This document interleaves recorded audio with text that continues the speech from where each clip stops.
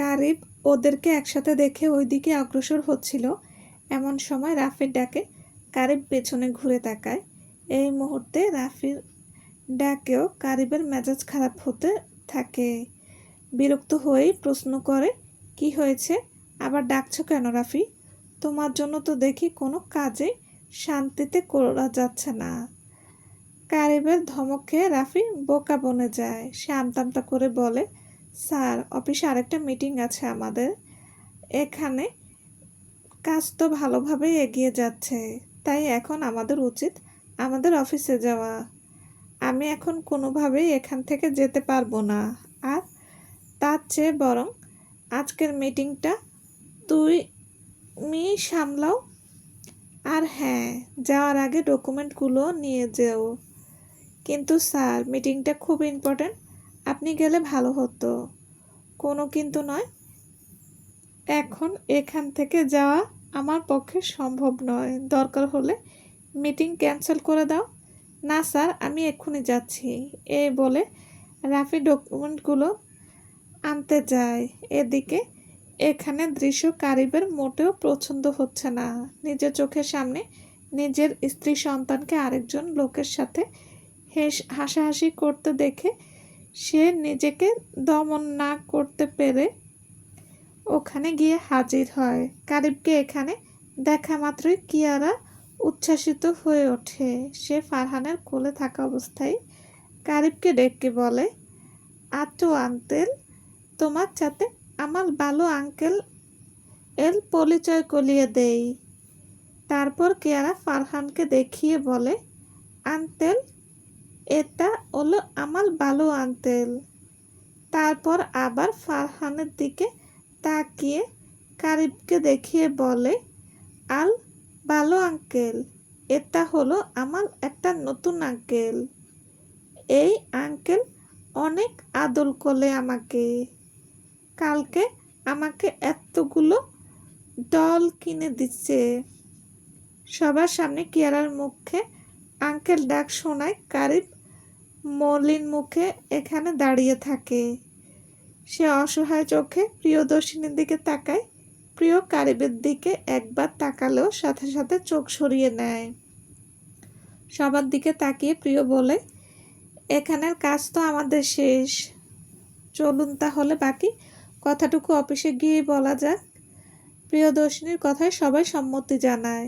সবাই চলে গেলেও রেখে যায় ওদের দিকে উদাসীনভাবে তাকিয়ে থাকা কারিবকে। কারিবের এখন কিছুই ভালো লাগছে না। কালকে পার্কে গিয়ে সবাই একসঙ্গে সময় কাটিয়ে সে ভেবেছিল এভাবেই সহজেই আস্তে আস্তে হয়তো প্রিয়দর্শিনীর অভিমান ভাঙাতে পারবে। কিন্তু না, তার অপরাধের পাল্লা অনেক ভারী, যার কারণে 4 বছর সবাই অনেক কষ্ট সহ্য করেছে। প্রিয় এক প্রকার বাচ্চাদের নিয়ে সংগ্রাম করে আজকের এই অবস্থায় পৌঁছেছে। যদিও কারিবও কম কষ্ট করেনি। দিনের পর দিন ভালোবাসার মানুষগুলোকে ছাড়া একা থাকার কষ্ট একেবারে সহজ ছিল না। তার উপর এখন আরেক পুরুষের সাথে তার ফ্যামিলিকে হেসে হেসে কথা বলতে দেখে কারিবের সেই কষ্ট আরও মাথাচাড়া দিয়ে উঠেছে। সে নিজের মনে মনেই বলতে থাকে যে, না, আমাকে এখন প্রিয়র সাথে কথা বলতে হবে। আমি ওদের কোনো মতেই আমার থেকে দূরে যেতে দেব না।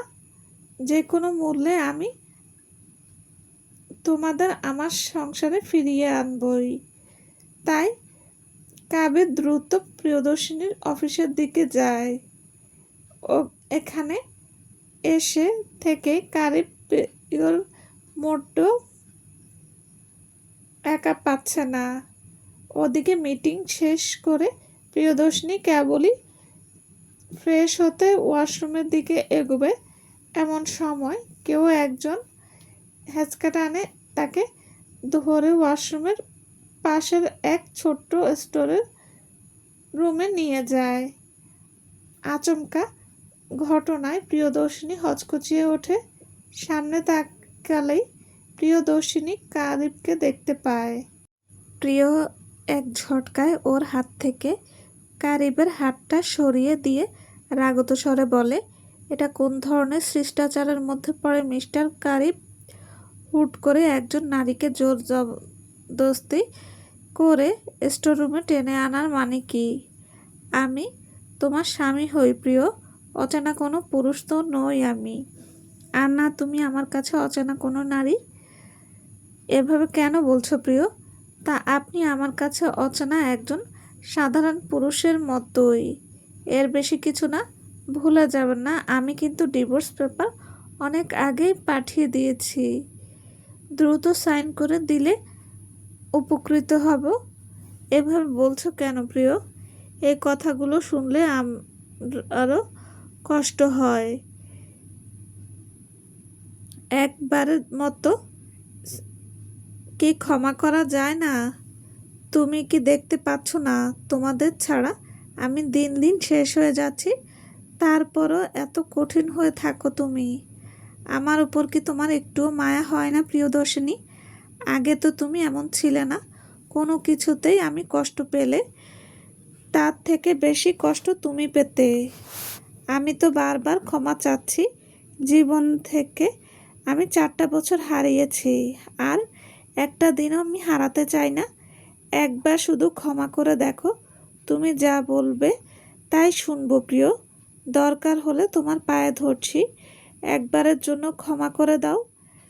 এই বলে কারিব এগুতে নিলেই প্রিয়দর্শিনী পিছিয়ে যায়। তার চোখের কোণে অশ্রু আভাস স্পষ্ট। তারপরও ও নিজেকে শক্ত রেখে প্রিয় বলে, সব কিছু ক্ষমা করা গেলেও এটার কোনো ক্ষমা হয় না কারিব, কারণ এটা কোনো দিনই ভুল ছিল না কারিব। এটা ছিল আপনার নিজের সিদ্ধান্ত। ভুল তখনই হয় যখন কেউ ভুলটাকে ধরিয়ে দেয় না। কিন্তু আমি আপনাকে বারবার আমাদের সন্তানের দোহাই দিয়ে সেটা শুধরে দেওয়ার চেষ্টা করেছি। তারপরও আপনি নিজের সিদ্ধান্ত অটল থেকেছেন। এটাকে কিভাবে আমি ভুল ভেবে ক্ষমা করে দেই? যাই হোক, আগের কথা কোনো কিছুই আমি আর মনে রাখতে চাই না। যদি একটু হলেও আমাদের ভালো চেয়ে থাকেন তাহলে আশা করছি আমাদের থেকে দূরে থাকবেন। প্রিয়দর্শিনীর কথা শুনে কারিব ভেতর থেকে ভেঙে পড়ে। এদিকে প্রিয় কথা শেষ হতেই চলে যেতে নেবে, তখনই কারিব পেছন থেকে বলে ওঠে, তুমি কি ফারহানকে ভালোবাসতে শুরু করেছো প্রিয়? কারিবের কথা শুনে প্রিয়দর্শিনীর পা থেমে যায়। প্রিয় ভাবতে থাকে এই লোক শিওর পাগল হয়ে গেছে, কারণ পাগল ছাড়া এমন উল্টাপাল্টা কথা কেউ কোনোদিন বলতে পারে না। শেষমেশ ফারহানকে নিয়ে। ফারহানকে সব সময় প্রিয় ভাইয়ের মতো দেখেছে। তাছাড়া বিজনেস রিলেটেড কথা ছাড়া তাদের মধ্যে পার্সোনাল কথা একেবারেই কম হয়। সেই লোককে নিয়ে এই কথা শোনায় প্রিয় হতবাক হয়ে যায়। এত কি ভাবছো প্রিয়? ভালোবাসো কি না? কাবিরের কথা শুনে প্রিয় এবার প্রচুর রাগ হয়, আর রাগ ছেড়েই বলে, ফারহান ভাইকে আমি ভালোবাসি কিনা বাসি সেটা আপনাকে বলতে যাব কেন? আর আপনি হঠাৎ এবার এইসব জিজ্ঞেস করছেন কেন? আমি তো জিজ্ঞেস করব কারণ তুমি আমার বউ, আমার দুটো সন্তানের মা হও তুমি। আমি জিজ্ঞেস করব না তো কে করবে? ভুলে যান, সব কিছু ভুলে যান আপনি যেভাবে 4 বছর আগে ভুলে গিয়েছিলেন। আর দোষটা তো আমারই বা কেন আপনাকে কোম্পানির সাথে ডিলটা করতে গেলাম। এখন আপনাকে আবার চোখের সামনে দেখতে হচ্ছে। আমি আপনাকে শেষবারের মতো ওয়ার্নিং দিচ্ছি, যদি আরেকবার আপনি আমাকে ডিস্টার্ব করেন তাহলে আমি আপনাদের কোম্পানির সাথে ডিলটা ক্যান্সেল করতে বাধ্য হব। এই বলে প্রিয় সেখান থেকে চলে যেতে থাকে।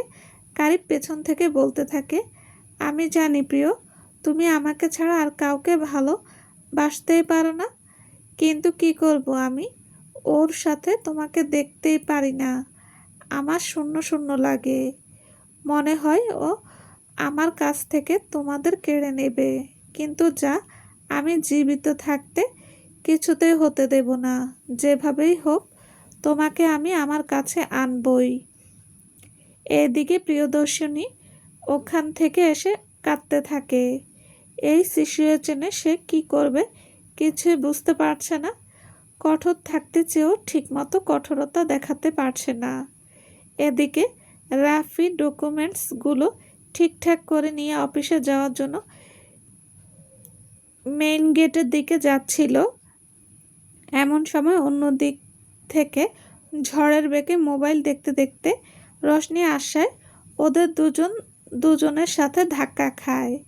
এতে করে রাফির হাতের সব কাগজপত্র মেঝেতে পড়ে যায়।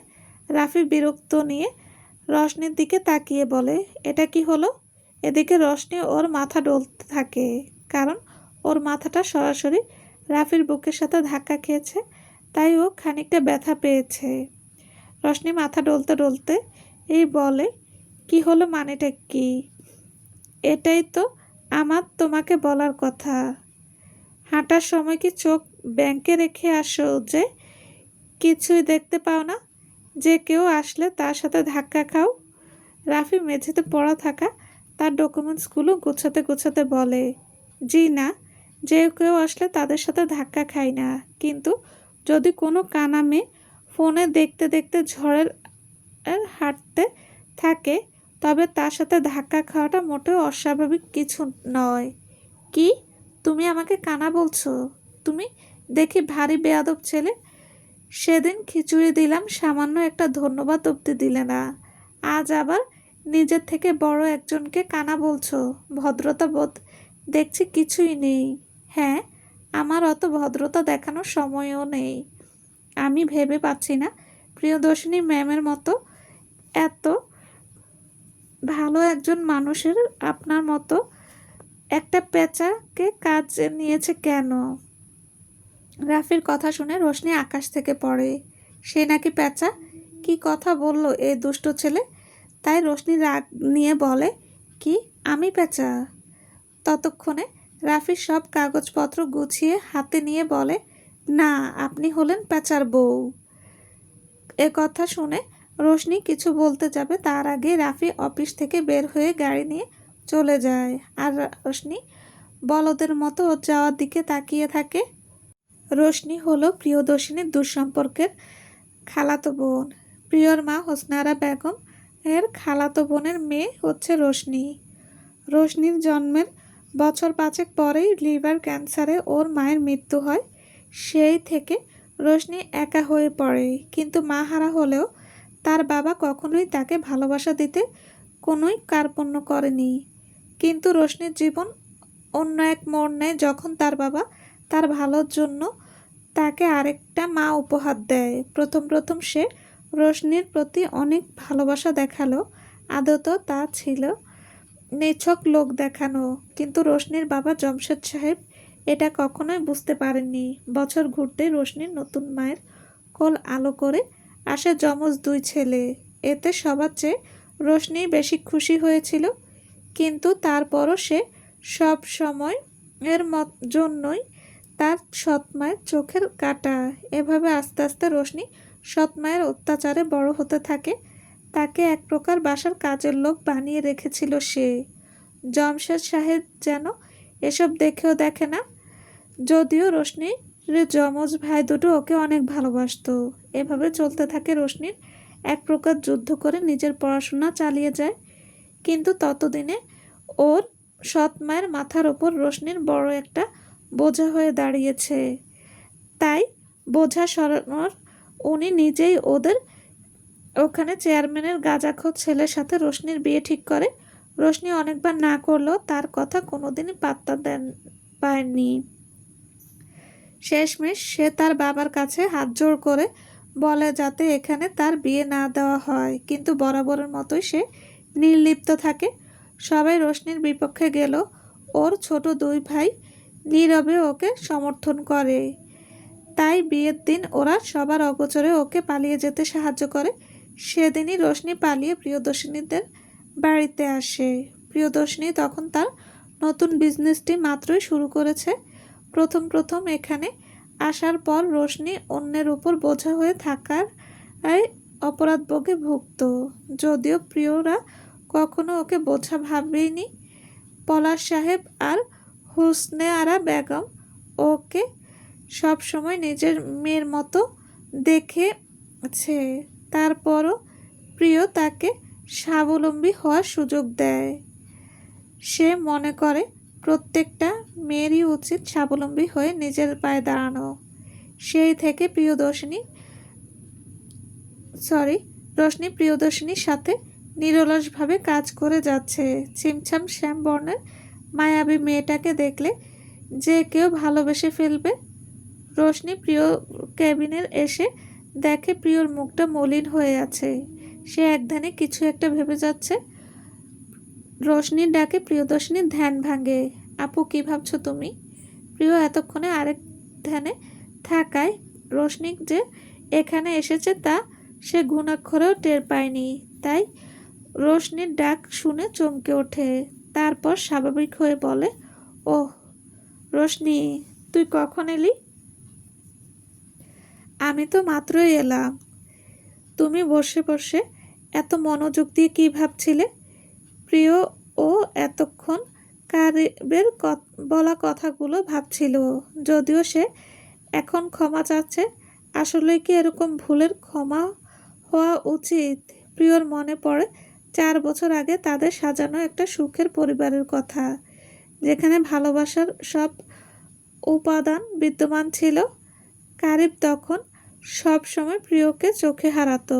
কাশিফ হওয়ার পর প্রিয় কিছু শারীরিক জটিলতা দেখা দিলে সে তখন অনেক কাজই করতে পারত না। তখন সব কাজ কারিবই করত। এমনকি রাত হলেই কাশিফ অনেক কান্নাকাটি শুরু করত। তার মোটেই ঘুমাতে চাইতো না। সেই সময়ের কারিব প্রিয়র ঘুম না ভাঙিয়ে নিজেই ওকে শান্ত করার যথাসাধ্য চেষ্টা করত। নাবিলা তো কারিবের প্রিয়র প্রতি যত্ন দেখে প্রায় কৃষককে বলতো, তোমার বড় ভাইকে দেখে কিছু শেখো। এসব সুখের সময়ের কথা চিন্তা করে প্রিয় চোখের কোণে পানি জমে। সে নিজেকে সামলে রোশনিকে বলে, আজ একটু তাড়াতাড়ি যেতে হবে রোশনি, কারণ আজ তো চট্টগ্রাম থেকে মা বাবা আসবে। এই কয়দিন কাশিফ কিয়ারাকে না দেখে ওরা অস্থির হয়ে গেছে। তাই তো আমাকে না জানিয়ে তাড়াতাড়ি রওনা দিয়ে দিয়েছে। তাহলে তো এখনই রওনা দিতে হয় আপু। বাসায় তো কিছুই রান্না করা নেই আজকে। হ্যাঁ, তুই বরং কাশিফ আর কিয়ারাকে নিয়ে আয়। প্রিয় কথা শুনে রোশনি ওখান থেকে চলে যায়। এদিকে মা বাবা আজকে এখানে আসবে শুনে প্রাণ তার ওয়াইফ খিয়া আর তার 2 বছরের ছেলেকে নিয়ে এখানে আগে এসেছে। তারা ভেবেছে প্রিয়দের এখানে থেকেই নিয়ে তারা একসাথে ফিরবে। এখানে আসার পরই প্রাণ খিয়া আর তার ছেলেকে প্রিয়কে ডাকতে উপরে পাঠিয়ে দেয়। আর সে এদিক ওদিক ঘুরে দেখছিল নিউ কনস্ট্রাকশন এর কাজ কতটুকু এগুলো সেটাই দেখার জন্য প্রাণ সেদিকে এগোতেই তার চক্ষু রক্তবর্ণ ধারণ করে। দীর্ঘ 4 বছর পর নিজের বেস্ট ফ্রেন্ডকে দেখে আগের সময় হলে তার খুশির কোনো অন্ত থাকতো না। কিন্তু নিজের সন্তান সদৃশ ছোট বোনের সাথে করা অন্যায়ের কথা মনে পড়লেই সে খুব সহজেই এত বছরের বন্ধুত্ব ভুলে যেতে পারে। কারিবকে এখানে দেখা মাত্রই প্রাণ কোনো কথা না বলে রেগে গিয়ে ওকে ওর ডেস্ক থেকে টেনে নিয়ে আসে। হুট করে নিজেদের বসের সাথে কেউ এমন ব্যবহার করায় স্টাফরা সবাই সেদিকে কৌতূহল নিয়ে তাকিয়ে থাকে। এদিকে এই মুহূর্তে প্রাণকে এখানে দেখে কারিবও অবাক হয়। তার অবাক ভাব কাটার আগেই রেগে মেগে প্রাণ বলে, তুই এখানে কেন? একবার আমার বোনের জীবন নষ্ট করে তোর শান্তি হয়নি যে আবার এসেছিস? প্রাণ, চল আমরা কোথাও একটা বসে কথা বলি। তোকে আমার কিছু কথা বলার আছে। তোর মতো ছোট লোকের সাথে আমার কোনো কথাই নেই। আমার কথা একটাই, তুই এখানে ঢুকলি কিভাবে? আর এই ডেস্কে বা কি করছিস তুই? আমার কনস্ট্রাকশন কোম্পানির সাথে প্রিয়র কোম্পানির ডিল হয়েছে। কিন্তু প্রাণ, আমার কথাটা একটু শোন।